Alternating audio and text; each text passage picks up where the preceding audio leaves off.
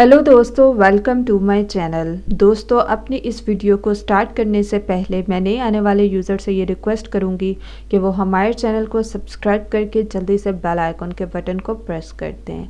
आज की इस वीडियो में मैं आप लोगों के लिए एक ऐसा घरेलू टोटका लेकर आई हूँ जिसको यूज़ करने से आप अपने फेस के ओपन पोर्स को बंद कर सकते हैं। दोस्तों, आज का ये टोटका बहुत ही ज़्यादा बेनिफिट होने वाला है आप लोगों के लिए और आप लोगों को बहुत ही ज़्यादा बेनिफिट देगा।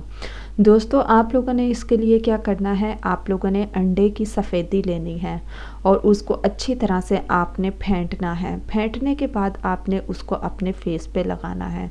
फेस पे लगाने के बाद जब वो खुश्क हो जाए तो दोस्तों आपने अपना फेस वॉश कर लेना है।